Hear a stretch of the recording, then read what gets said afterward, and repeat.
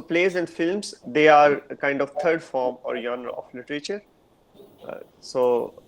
Now the components of these combined forms, plays and films, are similar in some ways, right?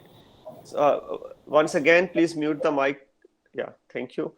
Uh, so the components of plays and films are very much similar with each other. So we have characters, we have a plot, we have narration, we have dialogue, we have stage directions, we have acts, scenes, and shots. Now, I just want to tell you that the first three components, in fact, are the ones which also exist in another form of literature. Can you think of that form?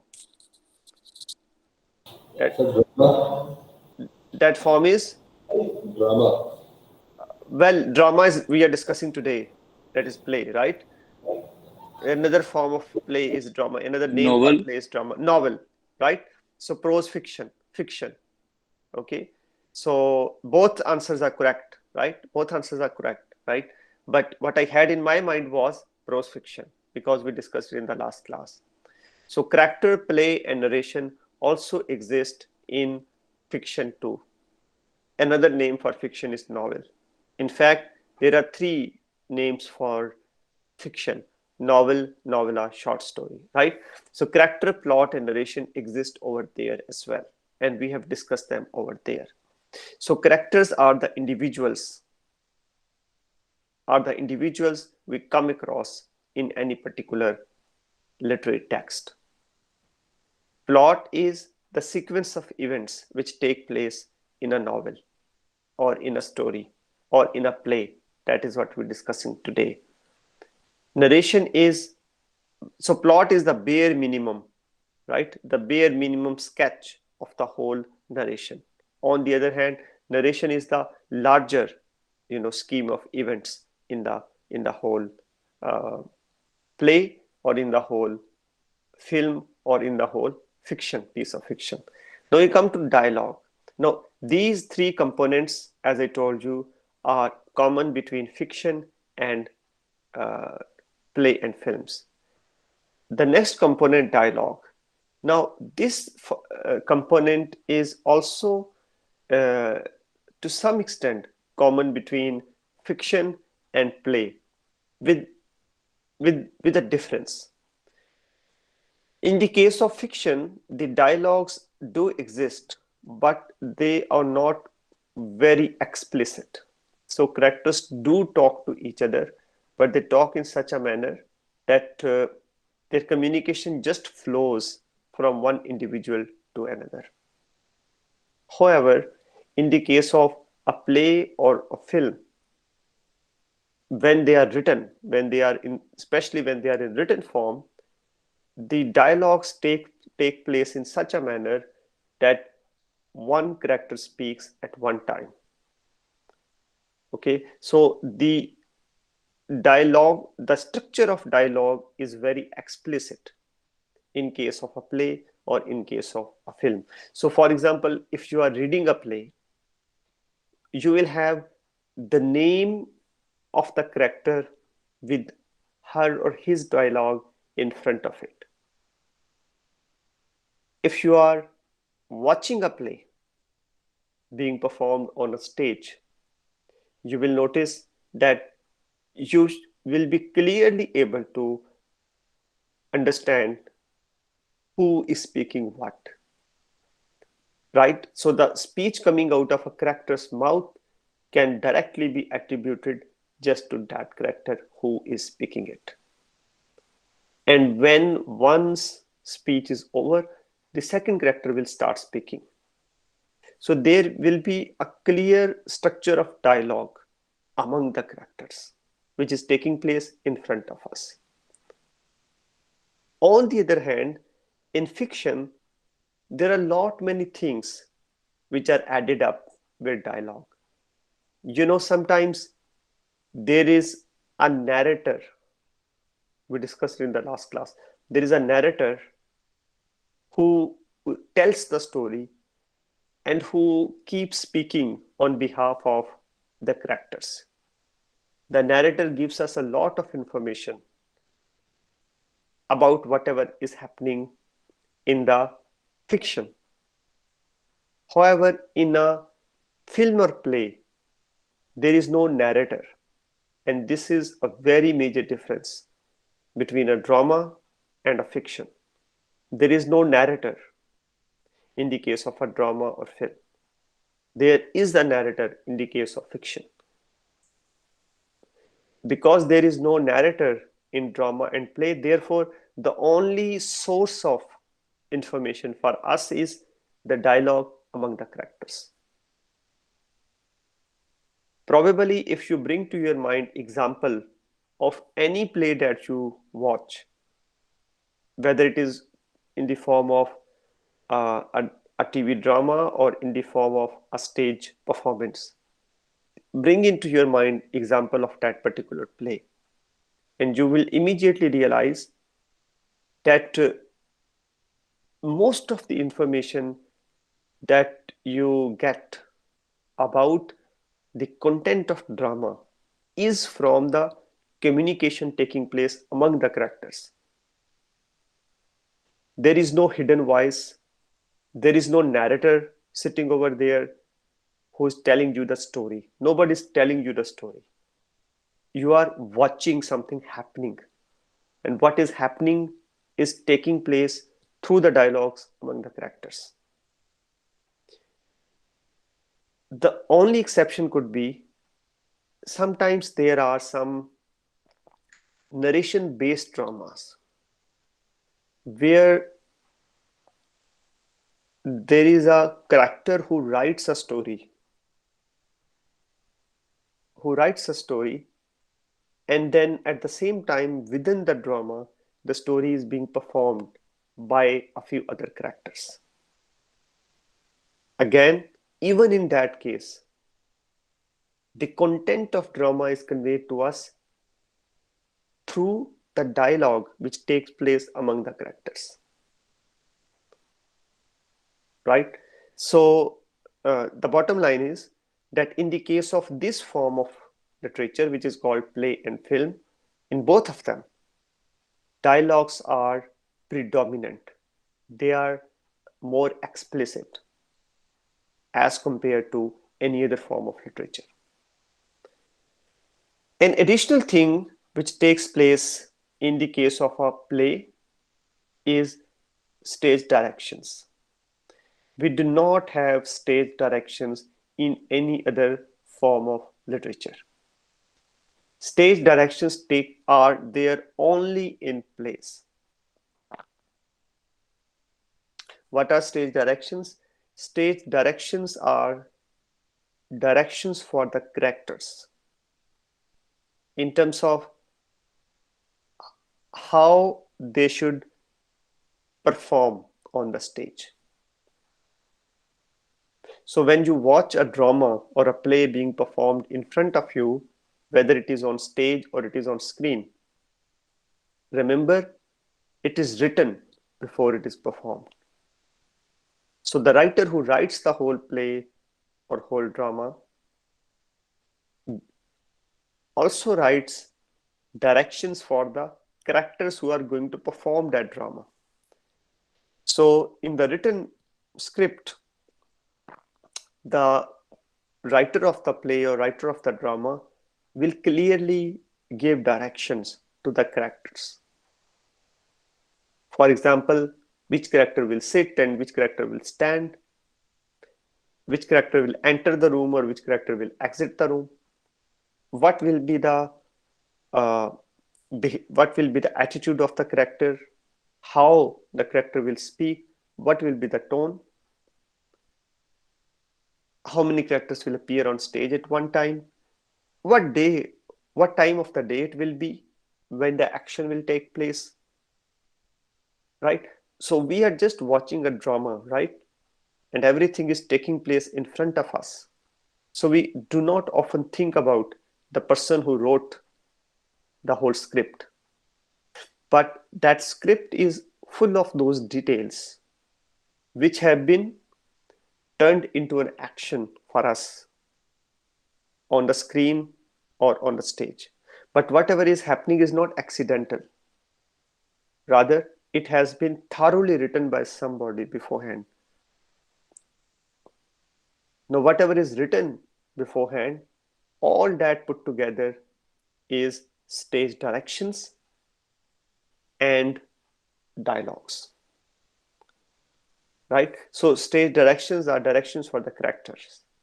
So, they are essential part of a play or a drama when it is found in written form. Finally, drama or play have acts or scenes, and in case of film, we have shots. So you remember we talked about poetry and we said that poetry is divided into lines, and a number of lines together form stanzas. In the case of a novel, if it is a big novel, it has chapters in it. However, when it comes to plays and films, we have acts, scenes, and shots. As far as the plays are concerned, they have in them acts and scenes. So, scene is the shortest episode in a play. Act is a bigger episode. So, every act is divided into a number of scenes. When it comes to film, we do not have acts and scenes, but we have shots in films. So, short is one piece of performance recorded at one time, right? At one particular location. That is called a short. So, short is the shortest episode in any film. Now, another feature of play and film is that both of them are meant not to just are meant not just for reading, but more than reading, right? So plays, for example, are meant to be performed in a theater, and films are meant to be screened in cinemas. The first two forms of literature, which is poetry and fiction, they are not meant for these two purposes. Sometimes a fiction can be turned into a screenplay, but again, it must be turned into a screenplay. Only then it can be performed in a theater, right? So the understanding is that play and film, even if they are already written, but they are meant for other platforms too, which is theater in the case of plays and cinema in the case of film. Okay, so there are a number of uh, plays. There are types of plays. The first type of play is called a dramatic monologue. So a dramatic monologue has a single character.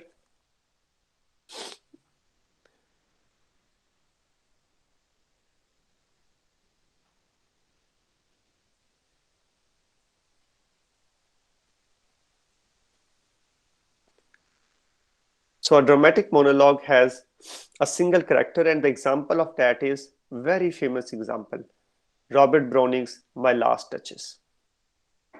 Now, what is a dramatic monologue? This is the phrase. As the word itself will tell you, the word monologue means uh, speech by one person. Dialogue means speech by two people or two persons. So dramatic monologue is one of the initial form of drama, you know, in the beginning of 19th century. In the case of that kind of drama, there was just one character who spoke aloud, not to any character standing in front of her or him, but just to an imagined character. The other second kind of drama is called a closet drama. Closet drama was not meant for stage. Closet drama was just meant for reading. So John Milton, he's a famous poet, classical poet who wrote Paradise Lost. John Milton, for example, wrote closet dramas. Samson Agonis is title of one of his dramas. They were not meant for performance. There is another kind of play is called verse play. Verse plays are the ones which are written in poetry form. So Shakespeare, of course, is one major example of that. It's classic. Tony Harrison is a recent example of verse play. And finally, prose plays. These days, most of the plays are written in prose form, and they are performed in prose form as well. Now, in fact, it becomes something surprising once you study more courses in literature, especially in drama. So most of the drama or plays in 16th, 17th, 18th century in England, they were written, almost all of them were written in poetic form. And sometimes scholars call these plays just poetry because they were written in poetic form. They were written in verse form. But then after 18th century, the trend began for the dramas to be written in prose form as well.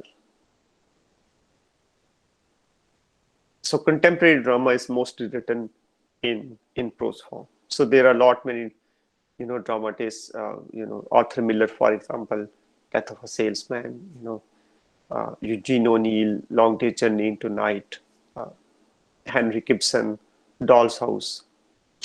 These are all prose plays. Okay, they're called modern plays, not contemporary necessarily, but modern. By modern, we mean written after 1930s.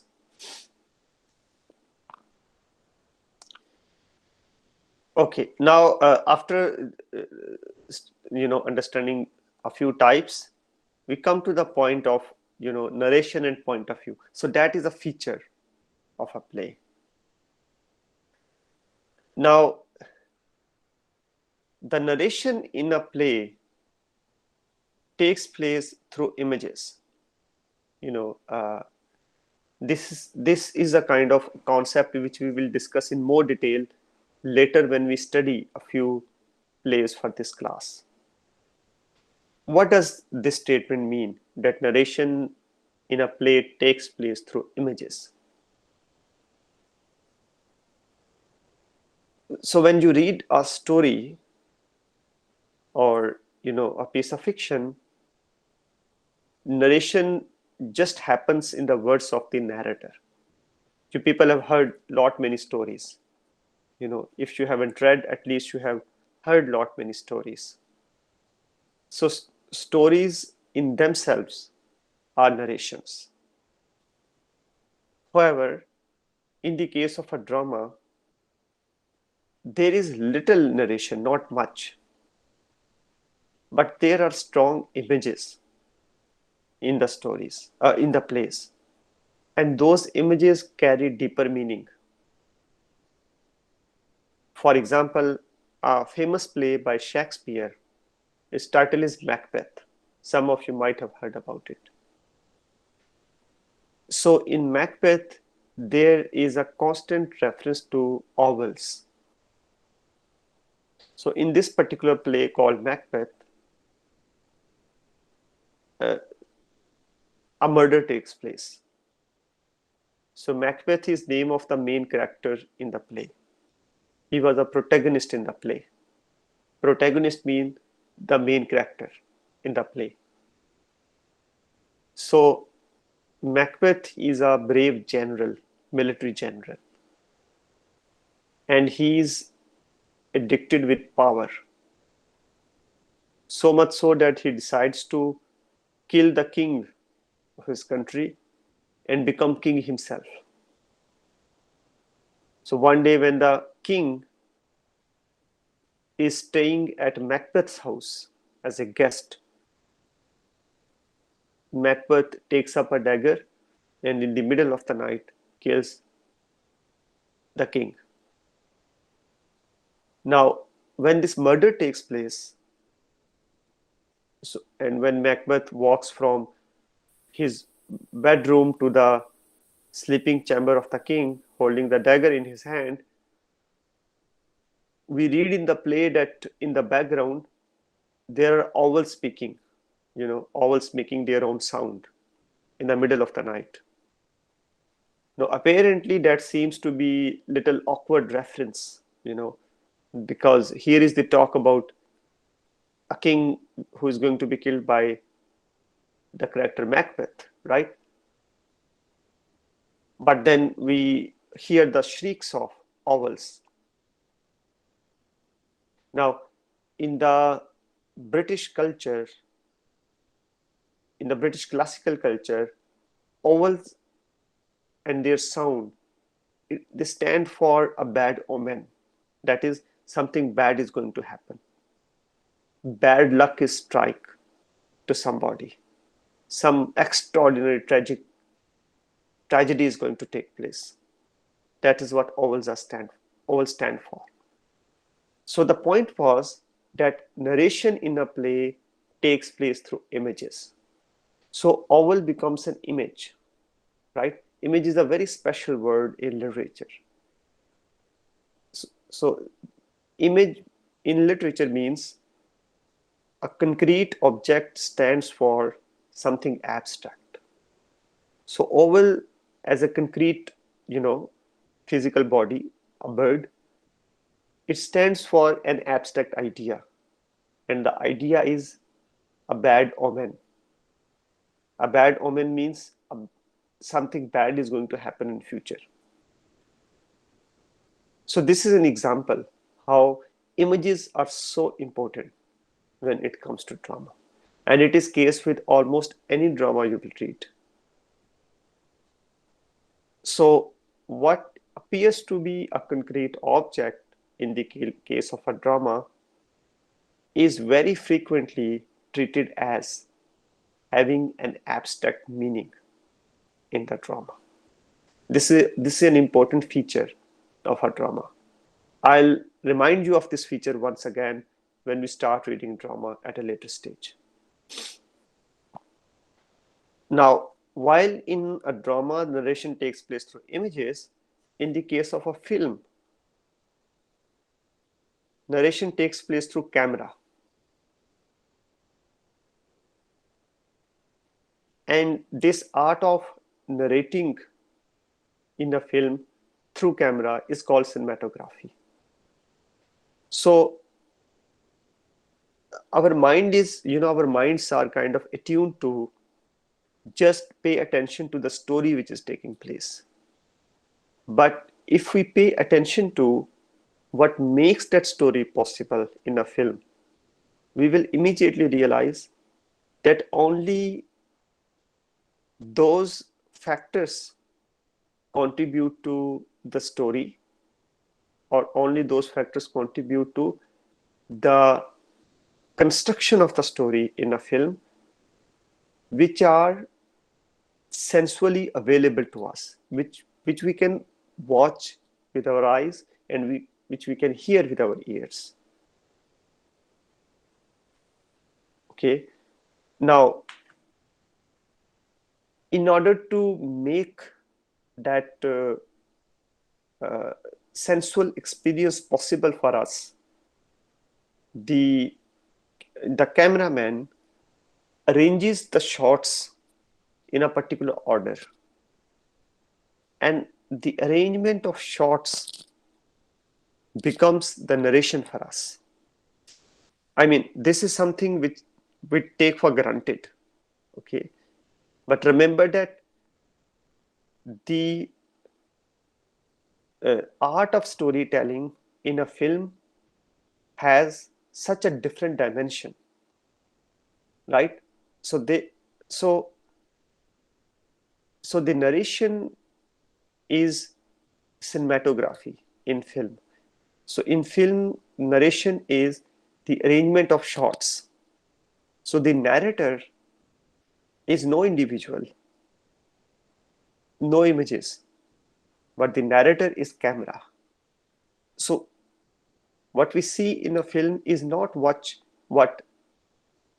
director sees or the producer sees or the character see.